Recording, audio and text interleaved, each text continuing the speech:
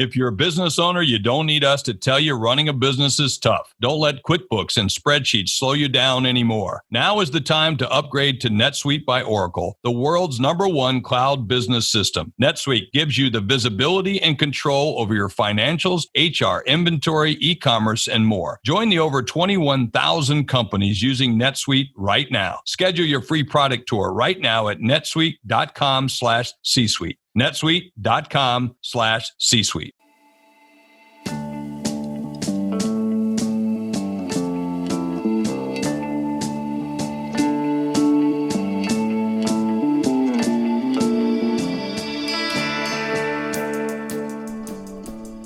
Welcome back to the Superhero Homies podcast. My name is Quentin, and as always, I am here with the homie Kevin. Ladies and gentlemen, boys and girls, welcome back to another episode, guys. Hopefully you guys are doing pretty well.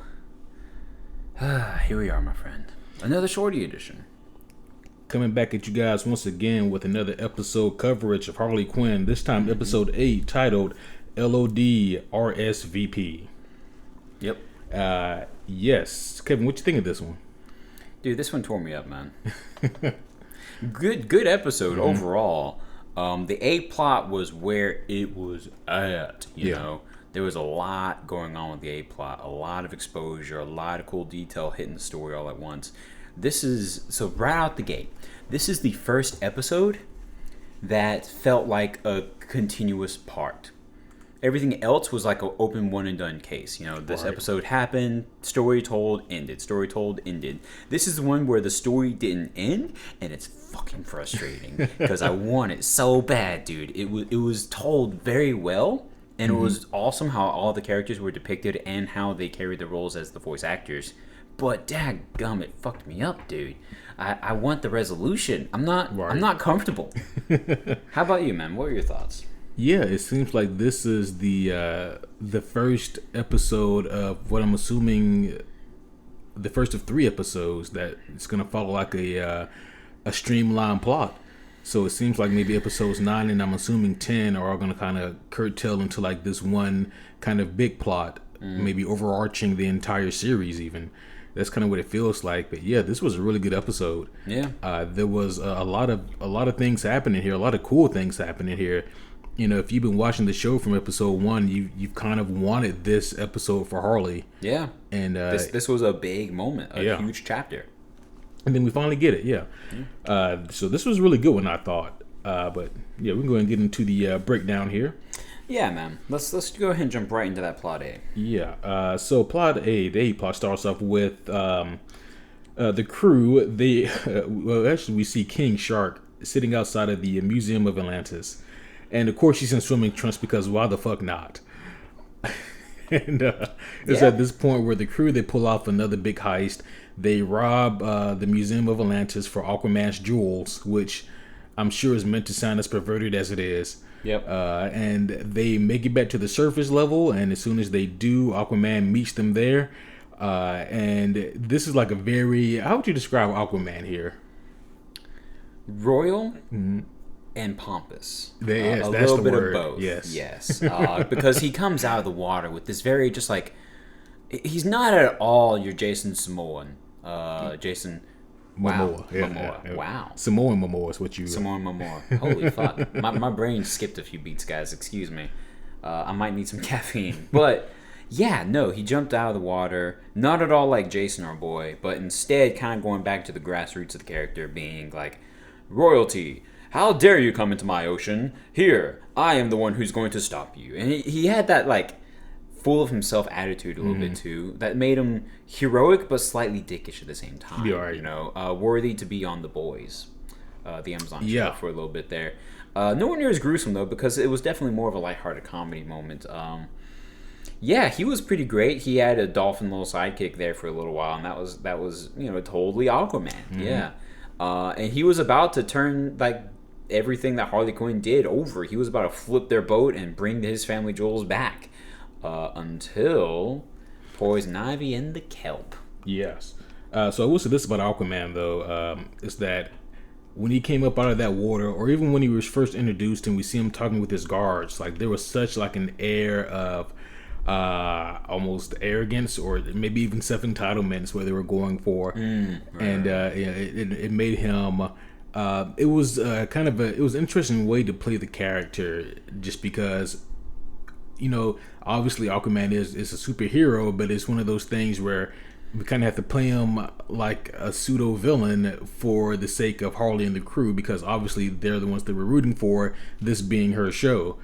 So he comes up out of that water, and shit was great. You're the Shakespeare of the seas. I prefer it to be called the Dickens of the deep. Yeah. And there's even that's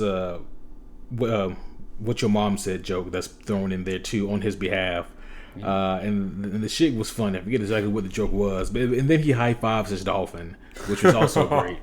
Yep, that is what your mother said the other night. But yeah, then we get Ivy, because they call for help, and Ivy summons the kelp, and really restrains Aquaman, letting the crew get away. And of course, somebody is able to record this, and that's shown on the news. Ivy really not wanting to be a part of the crew, but really, be associated with the crew in that kind of manner. But of course she is. And this is, I think, kind of like an ongoing thing that kind of leads maybe a little bit into the dissension that we get later on in the episode. Just kind of seeing Ivy, once again, like, she didn't have a problem with the crew, but she doesn't want to be a part of the crew either. Like, they're her friends, most of them just by relation to Harley, but she kind of goes in and does her thing anyway. Yeah. Man. Yeah, I thought it was good stuff though. Yeah. But yeah, so afterwards though, we get Harley. She comes in and she's super excited because she got an invite to the Legion of Doom. And everybody's excited for her. And I think at this point, maybe even Ivy is excited for her because Harley wants this. Right. Not so much because she wants her to be in the Legion of Doom, but just because, her friend is happy. Exactly. She's happy for her friend's happiness. Right. And that's awesome, man. That's endearing shit. And Poison Ivy has been a shining example of a ride and die, Be that for a couple of villains, but still pretty dope, Yes. That's a strong ass friendship. Right. Yeah. So moving on with the A plot, at least, we go on and we have Scarecrow giving them the tour of the Legion of Doom. Yeah, it was interesting choosing Scarecrow for that. I was super happy though, because they just kind of like play it as a club of sorts. Like, hey, welcome to the town hall. This is kind of where we chill when we're not committing crimes. It's a very evil place. We don't validate parking. Scarecrow's just like, oh, over here you'll see our giant aqua tank. It goes all across the whole entire facility, and that's a real diver. You can eat him. Yes. It's my birthday. I can eat him. Oh my gosh. And made King Shark very happy. King Shark was sold. Yeah. He didn't need a tour. He just wanted to jump in the tank. Yeah, that was it. Eat the diver. Yeah. Of course, they have 3 kryptonite submarines that shoot missiles. And turn into cars. It looked like something from the Wild and Wacky Races. Right. Oh, I forgot about that shit. Right? Jeez. That was a great show. Oh, that was a blast from the past. That is a nostalgic blast. Man. You're welcome. Homies out there had to pull the car over. Oh my gosh. Fold their arms and think about it for a sec. Yeah. And then, of course, we also get introduced to Lex Luthor. Yep. I really like this version of Lex because, honestly, it's not that far from Lex. No, it's not. He's one of the only characters that has no nonsense about him. Right. He'll crack a joke, but he doesn't break Lex Luthor to do it. He doesn't ever become slapstick. He's just cold, straight. I'm talking to you like this. This is a business procedure, and we're doing it like this. Welcome to the Legion of Doom, Harley, the L.O.D. We're in a long and I forgot the cool line he dropped, but it was something about like that is sex shop down the street, and we're in a long and blah blah blah fought out battle legally to fight them. It was something cool like that, but very Lex Luthor, very official and formal, and very intelligent. Dude, I dig how they do the characters. You know, it's so fucking awesome. And Lex. It was interesting with Lex because I think maybe even more so than most other characters, like they just didn't really have to change a whole lot with them. No, they didn't. And one of the biggest compliments I can give a show is I cannot think of a character I don't like. Mm-hmm. I can think of characters I thoroughly enjoy, and I enjoy. But I cannot think of one for this particular product that I just don't like at all. You know? Yeah, there is none. And if any of you motherfuckers say Kite Man, I will find you. And I was about to say, we are no longer friends if you say Kite Man. I'm sorry. I have to say, for the rest of our episodes, hello, homies, except for that one guy. How you guys doing today? Yeah, good afternoon or evening or morning to all the homies out there, except for those of you who don't like Kite Man. Ladies and gentlemen, boys and girls, and those who don't like Kite Man. Yeah. Yeah. Mm-hmm. Those of you who don't like Kite Man, you don't get a shout out. You get a whisper in. Oh, that's shit. Give me 5 minutes. I'll think something better. Gotcha.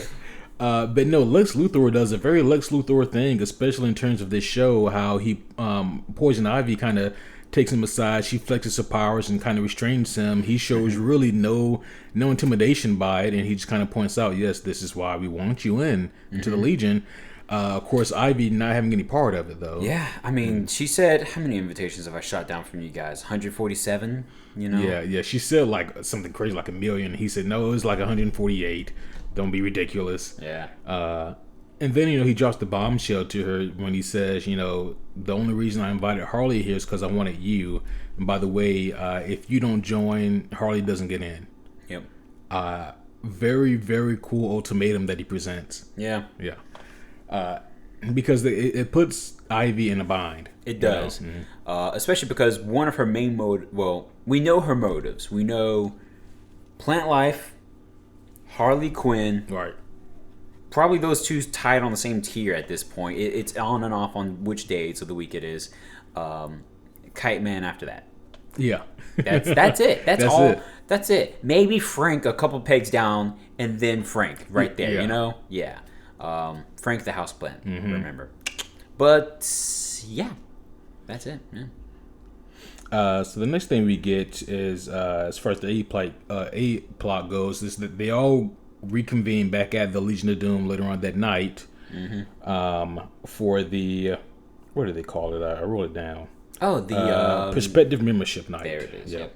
Prospective Member Night. And so it's there that we get a lot of really just great golden shit here. We really do. Yeah. I love how they could fill a room with villains and make the appearance of each one whenever they got the forefront to the screen and the forefront to the plot. How they could just make them shine. Oh yeah. Even if only for a moment. Bane, he gets like a funny, goofy moment, but it's awesome. It's very Bane. Like chickens. What's it's chicken satay? So yeah, I think so. Chicken satay. I will destroy you, chicken satay. I will blow you up. It's like, damn, right. Bruh, it's okay. You just dropped it. Here, I'll give you the tray. Right. And Kite Man was awesome. He was just like, great. He diffused the situation there. He did. And it's like, instead of just rolling her eyes and signing it off, Ivy seemed very kind of impressed with it. Yeah, like she was attracted to that shit. Like, Kite Man, you're just so awesome. Right. Yeah. Hell yeah. Which, by the way, obviously, we can't not talk about Kite Man.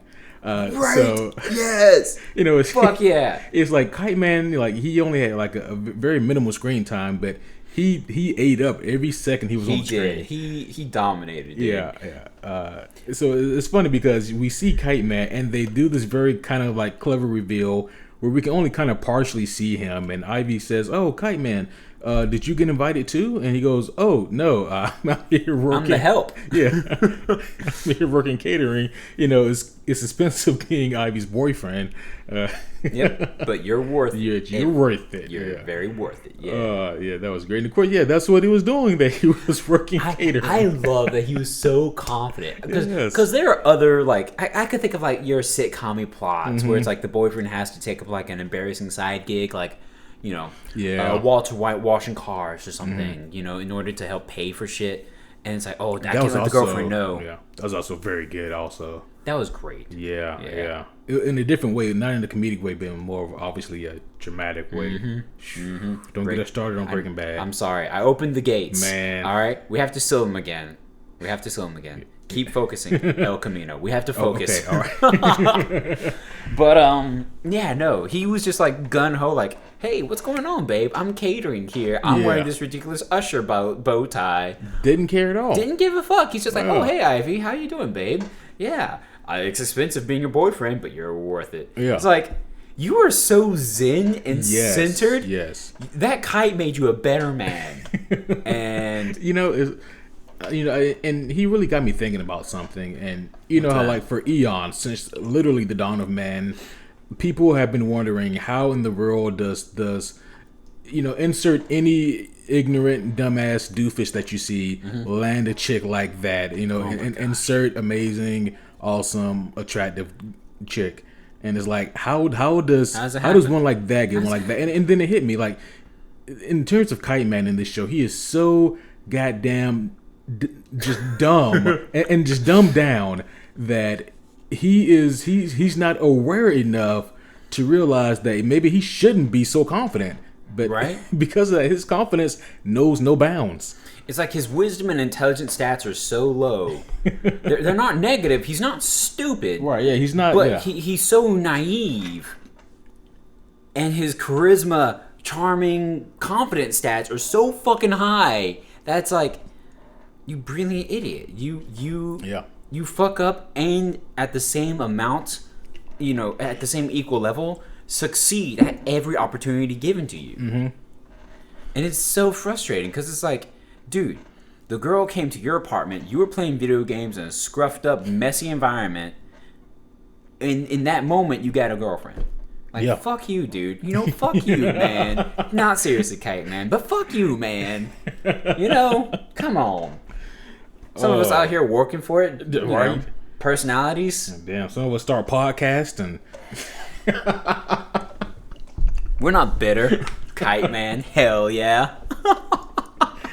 Oh, shit. Yep. Okay, but no, so the next thing we get is Aquaman shows up. Because he's still crashing the party. He's still upset because Harvey and the crew stole his family jewels. And so at this point, we get a pretty cool fight scene here, and I like the way that it's played out. Yeah. Because she stole your balls.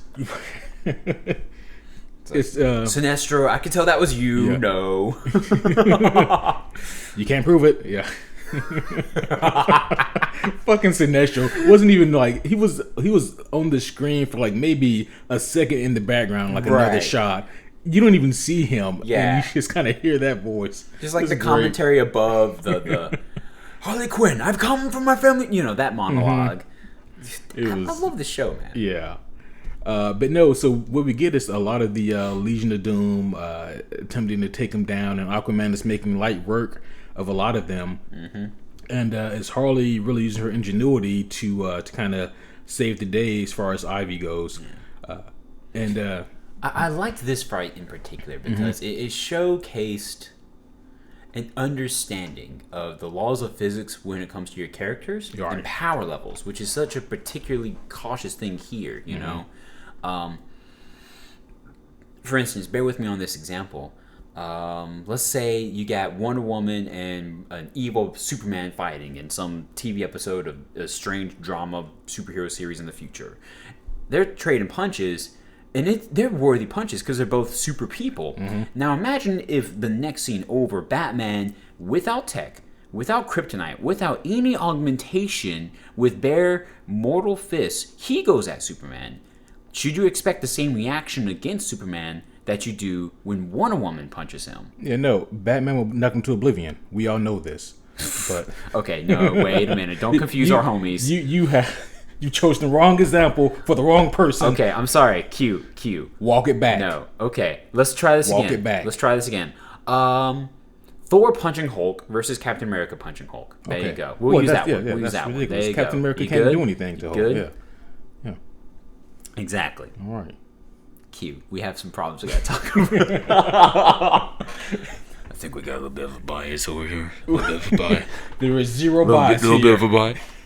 Anyways, guys, fun and games pass. Yeah, no. But you're right, though. Yeah, getting to the point here. Yeah, Aquaman is a very, very super person. He's got a lot of abilities and powers and prowess and experience at this point in this character's life in using them.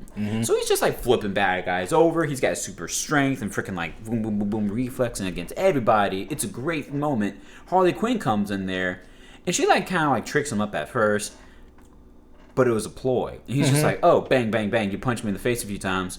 It does nothing. Thanks for the pillow fight. Let me throw you across the room real quick. Right. You know, even though for a moment it looked like she was the only one competent enough to hit him, which I thought was about to be a grand mistake, which turned into a grand success. Agreed. And that was a careful moment where I have to applaud the show on something else, as if we don't, do so enough already. I have to applaud the show in their careful usage of the characters and their power levels.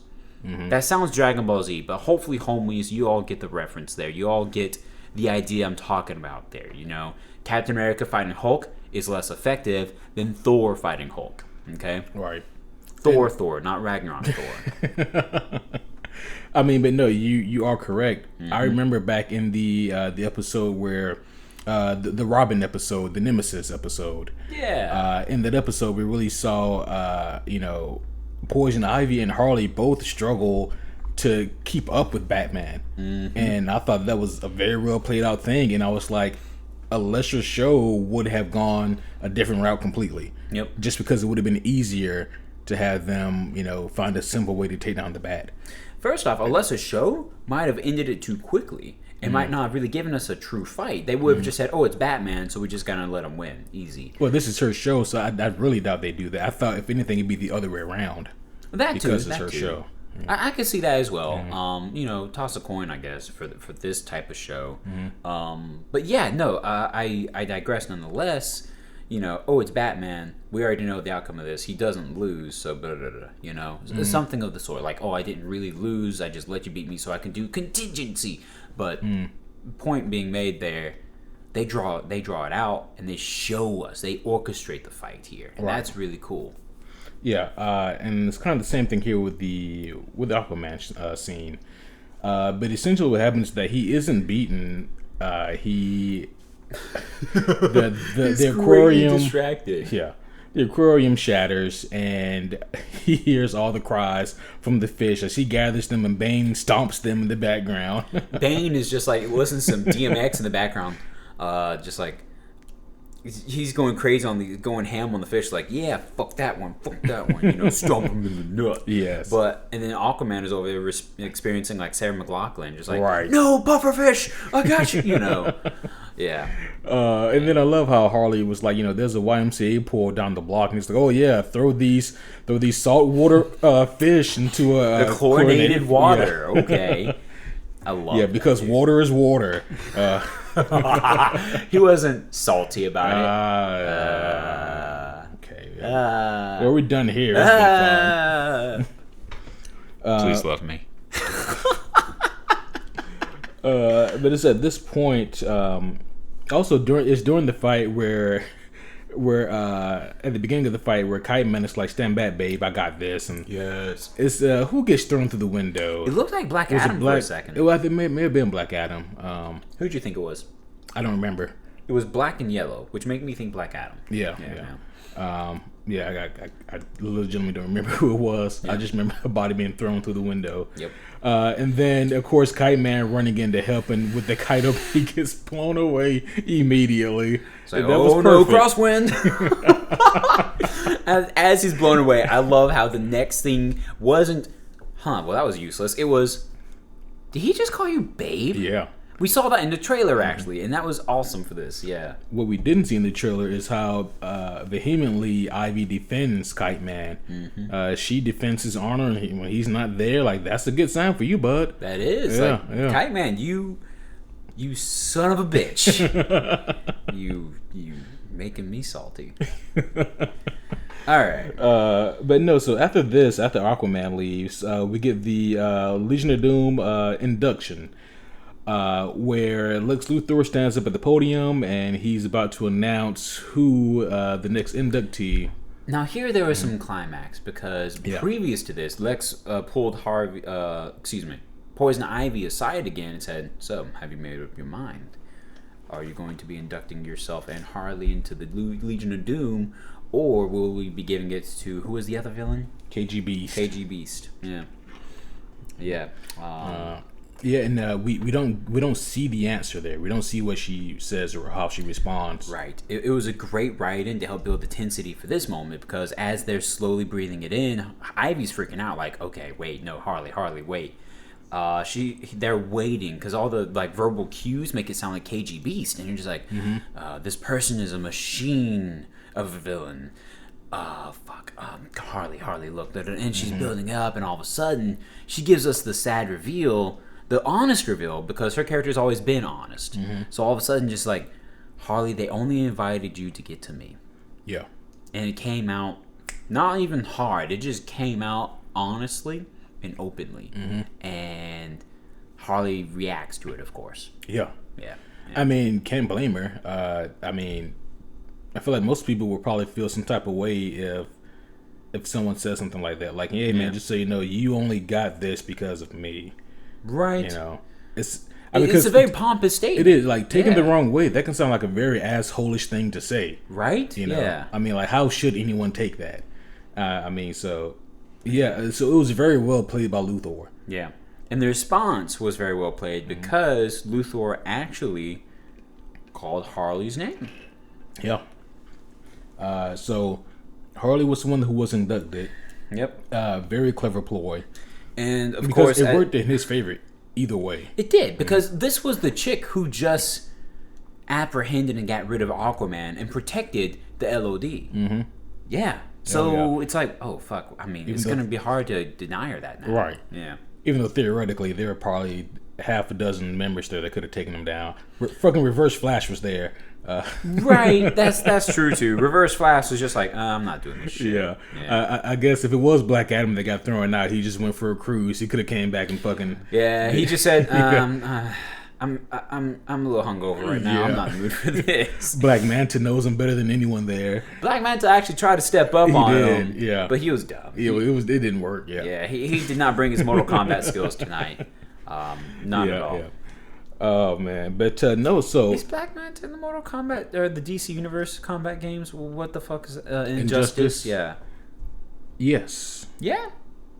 No. I don't know. Maybe. Homies, help us out here. I'm not. It's sad because I played the first one. So did I. But you know, I'm not that good at fighting games, so I don't get that many of them. So, yeah, if it's more than one player and it's not cooperative, I'm not good at it. So there we go. But no. So after that, we go back to the mall layer and we get the pretty heated argument. Right. Yeah. Actually, we get that kind of at the seed of the B plot. I haven't talked about that much. Yeah. I was gonna talk about that at the convergence point. Okay. Because the two do kind of meet up. Oh, I thought we were going to that point. Never mind. Okay. Well, So right now we had the argument. Gotcha. Okay. And it's really here at this argument where a lot of truth is dropped, a lot of feelings are hurt, and there's a fallout. A lot of the dramatic story elements of the actual show really come mixing together in this scene, which was great. It was a little bit of comedy just sprinkled in, though, appropriately, so that they could really let their story shine through. And right now, the story was being carried by this argument between Ivy and Harley. Right. Yep. But no, this is really telling here because there was a lot of things kind of revealed, and it was once again a lot of hurt feelings, and this was probably like aside from the very beginning when Harley finally decides to dump the Joker, I think that this is probably one of the biggest things to happen in the season. Yep. The big thing leading up to this, the Legion of Doom actually noticing and inviting Harley, and she getting into the damn Legion of Doom. Yeah. That was all like domino effect after another. But then this is one of the biggest bullet points following all that. It's like, oh, you're just jealous that I'm in now. Mm-hmm. You wanted me all to yourself. Yeah. You know, this, yeah. It was great. Yeah, because like she mentioned how like when I was down and broken and over Joker, that's when you wanted me here and all this and that, and now that I'm on my own 2 feet, now all of a sudden things have changed. Yeah, now you don't want me to succeed. Mm-hmm. Yeah, and I mean that can be rough. Yeah. How people pretend to be your friends when you're down, but then when you're up, all of a sudden it's like things have changed. It's where parasitic friends really do shine the wrong way, and you're just like, wait, what the fuck? Do you want me to be down? You want me to not progress and be stagnant in my life? Like, no, fuck you, dude. That's toxic. Yeah, I mean, a lot of that shit usually does say more. It always says more about them than about you. It really does. Yeah. That's exactly the truth of it all. Without getting into the psychology of it, because Q and I, we don't got the right to do so. Of course we do. This is our goddamn podcast. Well, I'm a toxic friend to you. There you go. All right. Get ready. We got to enact the scene, and yep. That's all I got. But no, so it's really at this point where we get the convergence of the B plot. So we can go back and talk about this now. My friend, I want you to progress and tell us about that. I want the best for you. I want you to know that. I think the best now is if I go to bed. Yeah, you're probably right. Yeah. Sorry, that was loud. I had to throw that in there because toxic friendship. No thanks, bruh. I got you. Cheers. Hell yeah. If you had a drink, you do have a drink. Dink it. Yeah. So the B plot was entertaining enough. It was good job steamrolling into it. Yep. Sometimes instead of finding that door of being subtle, you just gotta break the fucking wall. You just gotta like the Kool-Aid man. You just gotta kick it in. Oh yeah. Perfect, dude. Give me an oh yeah real quick. Oh yeah. A little bit deeper. One more time. Oh yeah. Oh, excuse me. Okay, B plot. We're going into it. This is actually where we see Dr. Psycho finally. We do. We see a lot of funny bits from Dr. Psycho in this episode. From this plot, it's actually shortly once they come back from the heist and once Harley gets the invite that the ground rumbles and the landlord Cyborg man. Yeah. Cy. Borgman. Yep. Borgman, his last name, and Cy, his first name. So, wow. That's a Rick and Morty name. It is. Yeah. And there's a fine line with stuff like that straddles just being uncreative and then comedy gold. There's a very fine line. Exactly. It's like you can't decide if it's lazy or comedy gold. And the difference is what they've done with the character proves it's not lazy. Yeah. They just went satirical with the name and developed the character's actual, his story and his personality more. And that's cool. Yeah. And I think that's the tell. When you can tell it's just being a lazy asshole or, this person actually is going to matter. We just want him to have a funny name. Yeah. But no, so the ground rumbles and he just kind of dismisses it, says, nope, didn't hear anything, didn't feel anything, doesn't happen. What are you talking about? Ignore it. Like a landlord who pretends to not see the pipe burst. Like, no, right. I didn't see that. Yeah. You did it. That's your security deposit. And then it happens again later on, but this time a tentacle bursts through the floor, grabs Dr. Psycho, and beats the shit out of him. Just like whipping this poor shit around, man. If you guys can recall back to like Men in Black 1 when Will Smith's character, Agent J? Agent J. Yeah, he has to deal with the pregnant woman and then like a tentacle, almost hentai style, shoots from her vagina, grabs Will, and then just fucking slams him all around. Yeah. Like outside the car, on the car, on top of the car, like through one of the windows. Yeah. I forgot about that scene because whatever she gave birth to was demented. Yeah, I guess it's like Agent K said. He goes, congratulations, you giving birth to a happy, healthy squid. Basically, and it was like a Cthulhu-looking baby. Yeah. But it was trying to be all adorable and shit. By the end of it, it's like, Agent J just got beat the fuck around. Like, do you have a broken rib? Probably. But yeah, that's what happened here to Tony Hall's Dr. Psycho. Yes. Yep. And I love just his nonchalant response to it all. It's like, okay, you're going to have to explain this to me. Yep, you're going to have to explain that one. Next thing that happens, you're going to have to explain that one too. Yeah. Because I love just like the acceptance of it. Like he got the fuck beat out of him, and then it was like, you know what? That was the thing. It happened. I can't go back and change that. But now moving forward, I need you, Cyborg Man, to explain to me what the fuck just happened? Yep. It's like, it's surprising, like the things that make him mad versus the things that he just can roll off and just like, I knew life was fucked up. All right. Yep. What's the cause here? How did this happen?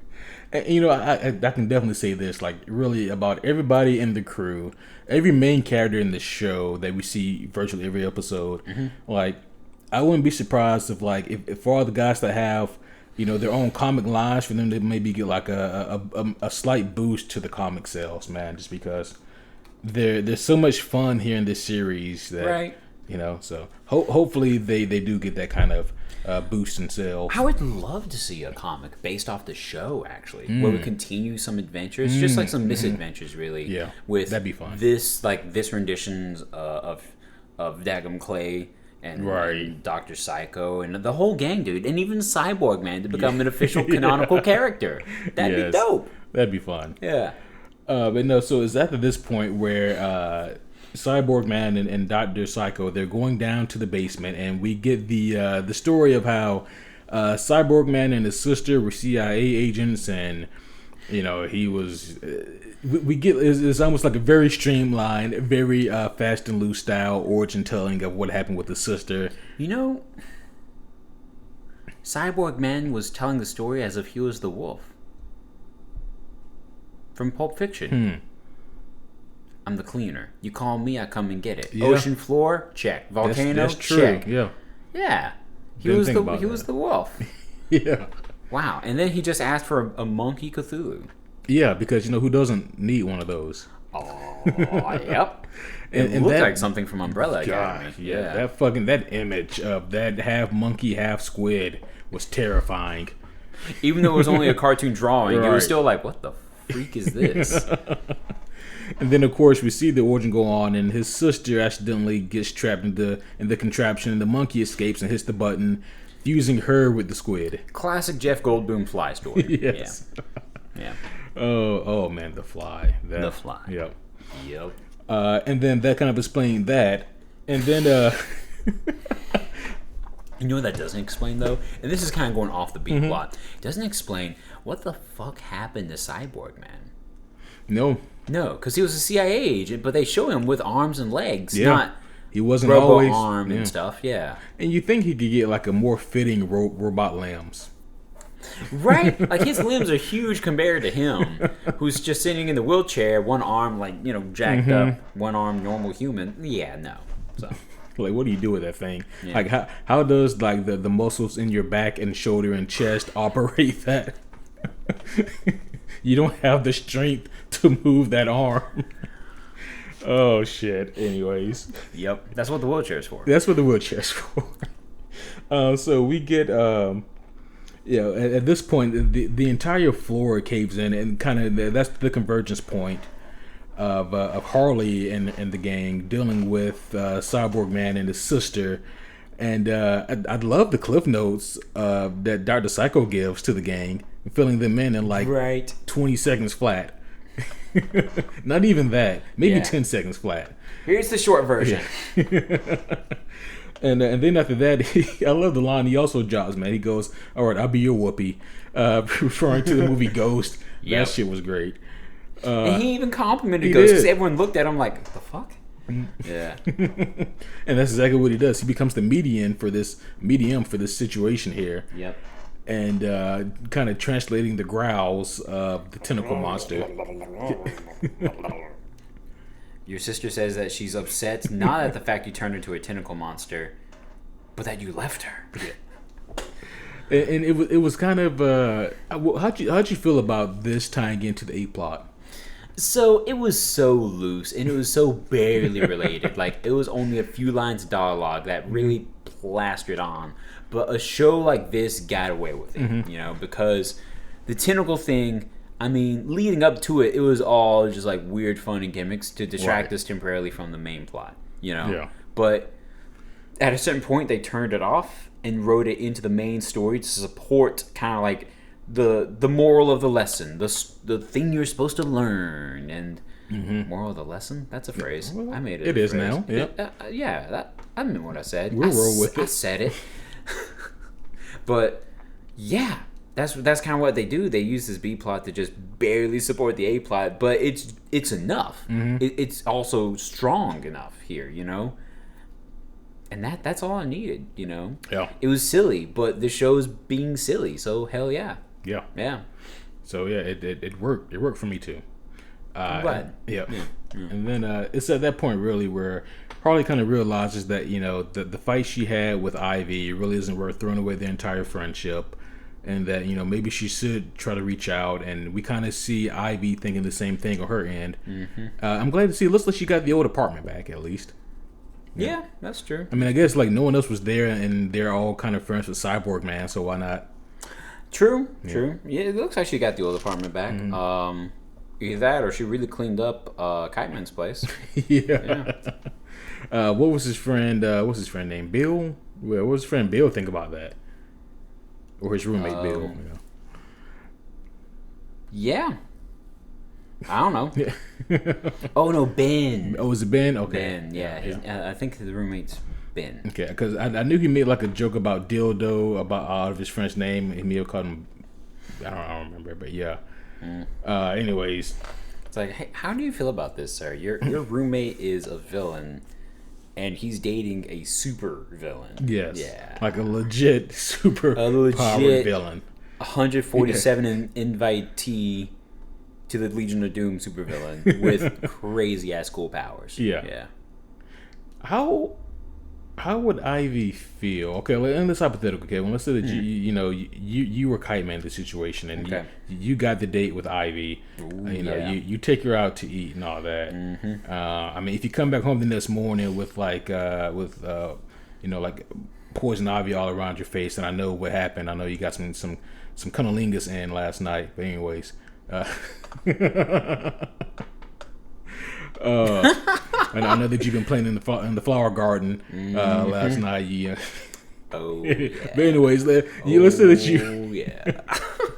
I'll drink to that. One of those things like, is it worth it? Fuck it, it's probably worth it. But I come home. Q. I drink. It's gonna burn. It was worth it. Go get some calamine lotion. Oh shit! Oh right, man, but no. What would the situation be like? Do you think it's appropriate if you were to order a salad,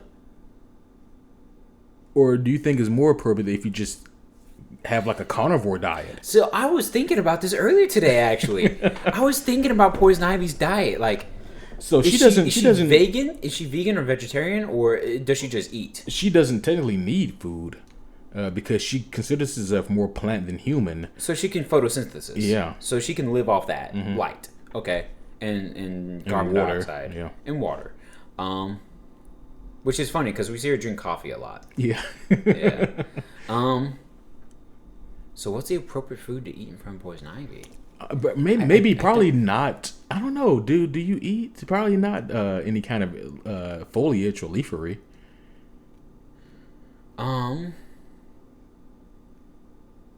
Okay, I'm going off of some Tom King shit here. Bear with me. Here's my thought process. All right. Building the bridge for you. Boom. I think the right thing to eat in front of her is is not a salad like America defines it, like a legit healthy salad with like spinach and kale and bok choy and all those good leaves that are deep, dark green, nutritious for you. And you eat that confidently in front of her. And here's why. One, it shows that you're a man of your own personal well-being. You're eating something richly nutritious, not that whitehead lettuce bullshit. Right, Guys, that shit's more water than nutrition. That's dead weight. That ain't doing shit for you. All right? There's your nutrition moment brought to you by Kevin. Two, after showing self-care, it also shows trust. Because I recall in one of the issues, I'm claiming Tom King, where people were eating leafy foods. They were eating salads and vegetables, and Ivy was powerful enough to control those while they were being digested. Like the greens in their stomach were still green enough that she could malleate them into like some type of weaponized form and be able to control people that way. Yeah. besides the fact that you could, use pheromones and kiss dudes and make them into your lackeys, that's already, like, this is already too cool. And then you go and do this, and it's like, what the fuck? Yeah. So I think it's a sign of trust. So to complicatingly answer a simple question, yes, I made that sentence up. Bear with me. I would say yes, dark green, leafy salad. I think to add on to that, Please. I would do it. Those are really good reasons, but I would also eat the salad so I can show her what this mouth do, and she, to really see how I can handle the greenery. Okay. Yeah, Okay. I mean, Really use that tongue to get that lettuce in. That's it. Oh man, these greens are so good. Because the objective is for her to say the only salad you're tossing tonight is my own. That's that's the objective. We're gonna have to do. You know what we have to do.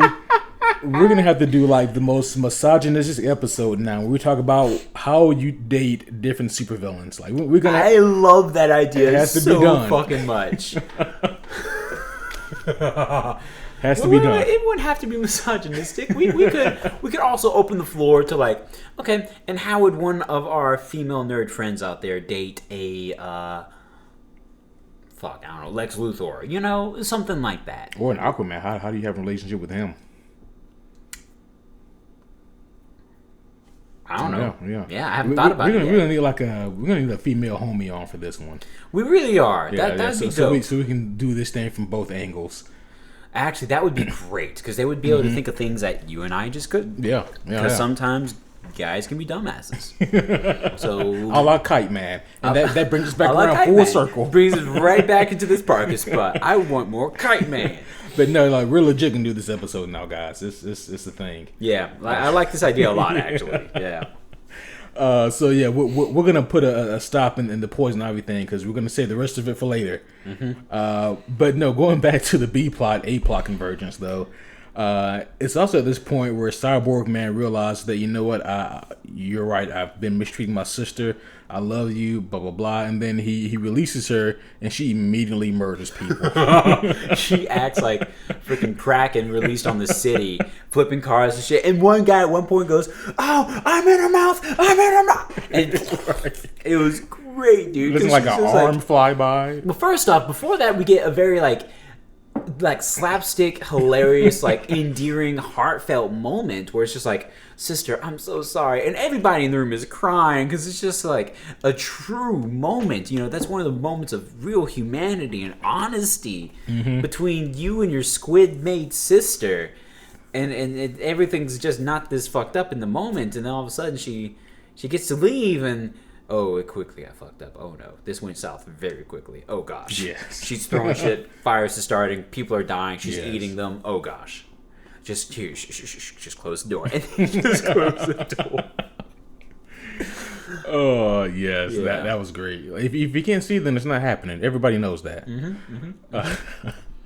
But no, it's at this point also where we fast forward to, I guess, like the next day or so, and she is back at the Legion of Doom. Lex Luthor is walking her through, and she's texting. She's about to text Ivy, and Ivy has her phone already on the text board for Harley. Yeah. Damn it. Yeah. Ivy, Harley, Harvey. Yeah.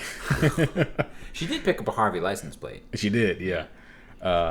It wanted that Harvey was for Harvey Dent. Anyways.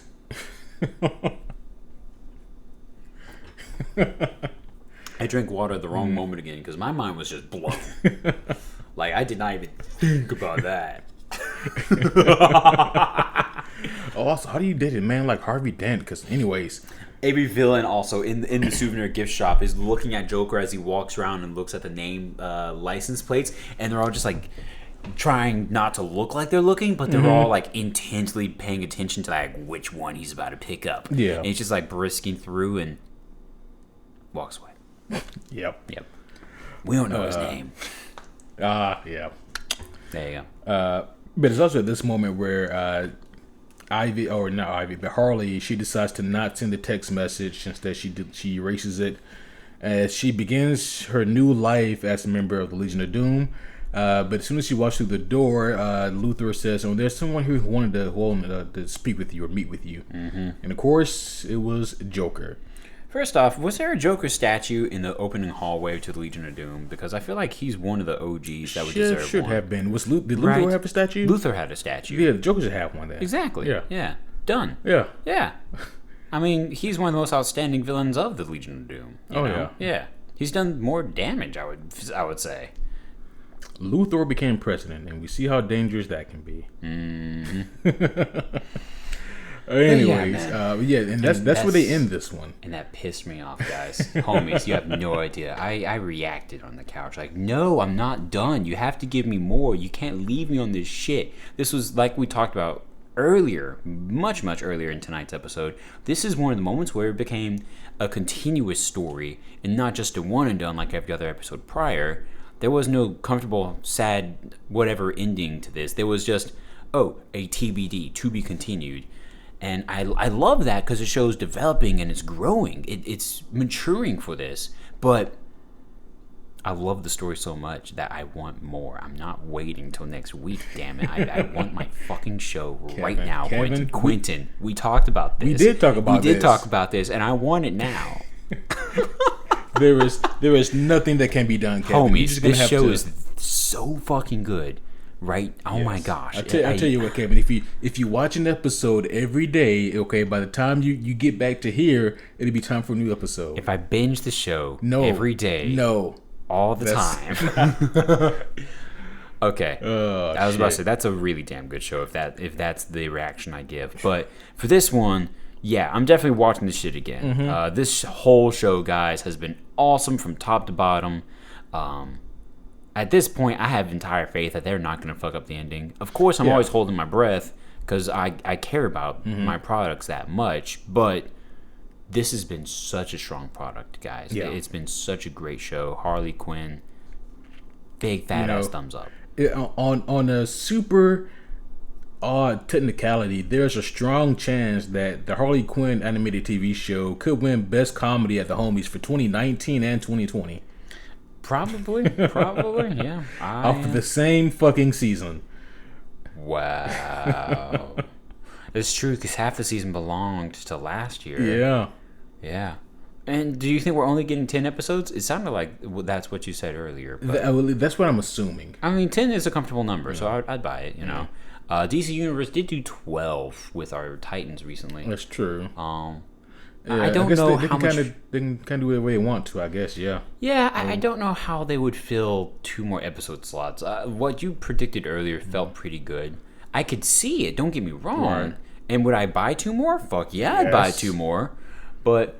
Yeah. I mean, like, honestly, if they would just want to give us maybe 2 more episodes, like, let's say they do 10 episodes and then give us 2 more. If they're just... maybe episodes that didn't have a spot throughout the season now. Hell, I'll take those. That's true. Yeah.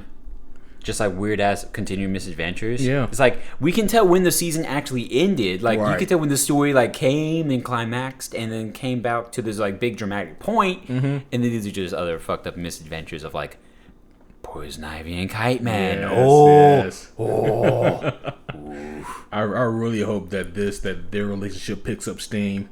Mm-hmm. Man, absolutely. But anyways, I think that's gonna be all for this one. Unless you got anything else. No, that's it, guys. We've already talked about the show quite so much. It's been such a worthy show for the Shorties edition. Yes. Yeah. Next episode does look interesting though. Looks like Joker's gonna try to woo himself back into Harley's pants. Probably, yeah. That's what it kind of feels like. Like he's trying to get back into her good graces, and I mean, this show really does say a lot about like relationships, because how many times do you see the girl go back to the dick bag douche that mistreated you? And you always hope they don't, because that girl is someone's friend or daughter or sister or something. It's like, come on, you're better than that. Yeah. Don't go back to your Joker. He was an abusive asshole. Right. All right. Suicide Squad was wrong about that. And it's like, but I also don't want to tell you to go find yourself a Kite Man either.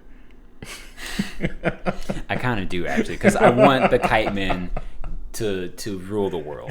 I want the Kite Men to succeed. Oh shit. But okay, guys, that's going to be all for now. But once again, thank you guys again for listening in. Seriously, you guys have been fucking great. Also, something that we haven't said in a while. If you haven't already done so, then we would kindly ask of y'all to leave us a review on whatever platform that you're listening to us on, whether it be Spotify, Apple Podcast, or Google Play, whatever it is that you listen to us on. If you could please be so kind as leave us a review, preferably a good one. That always helps us out. It helps the podcasting gods smile down upon us more and helps us climb the ranks. Hell yeah, guys. And that is something that will help us to be able to give better quality content and be able to do so more often, Absolutely. Because at that point, if we climb those ranks so hard and we appease those podcasting gods so hard, then that means we can do this full time. And we're making leaps and bounds towards that goal, guys, that this will be, the dream. This will be the it. But we can't get there without you guys, for sure. And we love you, and we thank you for the awesomeness you've given us thus far. You know, you guys are dope. Yes, you always are. Yeah, and you bear with us. That's a lot right there too. That's true. But also as we've mentioned, and we'll mention again, within the coming weeks and months, we'll be covering World War Hulk. We'll be covering the Dark Knight Metal storyline, and also that's even gonna be very soon. Yeah. And also the Injustice storyline, and those have all been submissions from different homies who have requested things. So if you guys have any kind of requests that you'd like us to cover, hit us up and let us know, and we'll be more than happy to look into those. Hell yeah, we will go buy and or steal the novels we need to in order to read up on it for sure. Yep. But I think that's going to be all for now. And once again, if you guys also haven't done so already, please feel free to check out our Patreon page. We just reviewed Bad Boys 3, the latest in the Bad Boys trilogy. And next week is going to be The Gentleman, another cool latest movie release. And there's some cool shit coming up on that Bad Boy 2 next month we'll talk about. Ooh-wee. Yeah. Not the movie Bad Boys 2. No. Bad Boys 2 was 2013. 2003. Fuck. 2003. That's what I meant. Damn it. I said 17. Yeah, my mind said, Yeah, bad math. I'm tired.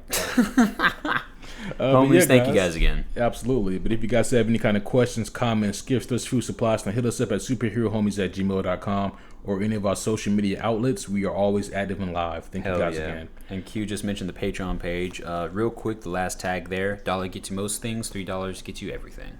Absolutely. That is all for now, but until next time, my name is Superhero Homie Q. And as always, I am Superhero Homie Kevin.